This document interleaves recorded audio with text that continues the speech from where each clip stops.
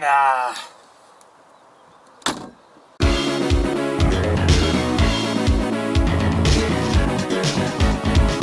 Recently, I finished Red Dead 2, and it is an amazing game that I don't have the time in this video to give justice to.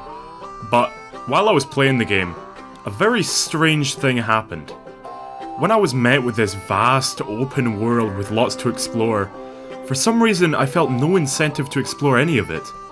While the world was filled with so much to see and experience, I was tunnel visioned down a set path of story missions until the game was done. And when the game was done, I popped the game back in its box and put it back on its shelf, feeling no incentive to see anything else it had to offer. I started to think about this more, and realised that I do this with all games. Although I love the concept of a game with a huge map with little nooks and crannies everywhere filled with excitement and adventure, when that exact environment is placed in front of me, I look for somewhere to be told what to do. I'm titling this phenomenon the bedroom effect. Let me explain. I live in a house with lots of rooms that I'm free to live in. 2 living rooms, a kitchen, bedrooms and bathrooms. But while there are loads of things to do in my house, I spend all my time in my bedroom.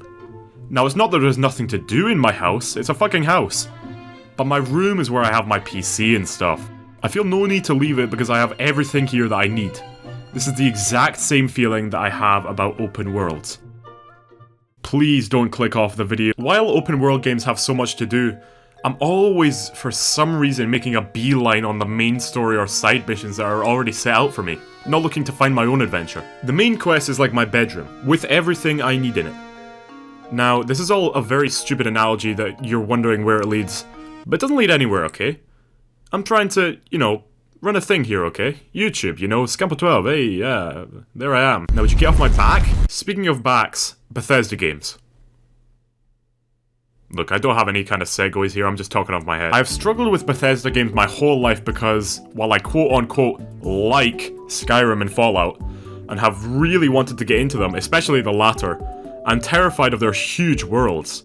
So many times while playing Fallout, I am left saying, what am I doing? Where am I going? What's the point of me doing any of this? Pretty much all you can get at the start of the Fallout is, hey, your wife and son got captured, and you need to go find them. Okay, great, how do I do that? I don't know, ask around a bit, but hey, look at this huge open world. Yeah, I see that, but like, where do I go to start the story? Well, just go to this city, but ooh, you could go help this settlement. No, f that. Even though I know what I'm doing with most of the time in Skyrim, it still feels like, what is the point of me doing this? Skyrim's main story is so confusing to follow for me because the main missions are so easily confused with side missions. Is this mission important? Or am I just doing it to get like 30 quid at the end? Thinking about this has made me come to the conclusion that I don't hate open world, not in any way, but I hate forced open world. I hate games that want you to experience every single tiny thing about their world instead of just giving you the stuff you need to do to beat the game, and everything else packaged in. See, Rockstar are good at that. The main GTA campaign never said to dick around in its world. But I don't know, it's fun to dick. That is perfect open world. The Assassin's Creed games throw you in a huge city or whatever, but you still got that trusty old story to come back to. Perfect. I want to have freedom, but I want something to come home to, or else I feel like there's no point. I wanted to find a game where there was an exception to this rule. A game where I enjoyed to no end exploring the whole open world. My mind immediately jumped to Breath of the Wild. I explored the whole world and got every single shrine I could, but I realized this wasn't what I was looking for. I didn't specifically explore the world, I was looking for shrines.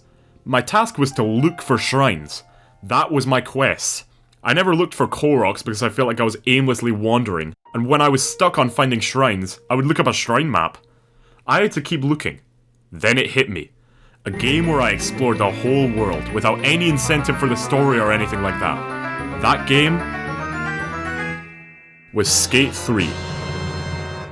Please stay with me. I think Skate 3 has the most forgotten story of any game I've ever seen.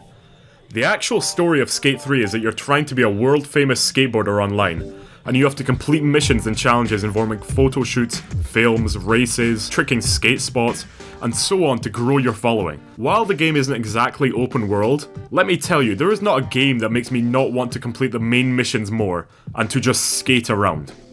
Skate 3 is the game I've spent the most time ever on. Even though this is the game that I came to the conclusion with that I am able to like open world games, I came to another realization. The only way I can like open world games if the main story is really shit. So I've ended up back at square one, but with more acceptance than before. Although I loved my time in Red Dead taking in the vast scenery, I'm fine with it being just that. Vast scenery that I ride past on my way to the missions. Because I'm not an open world guy.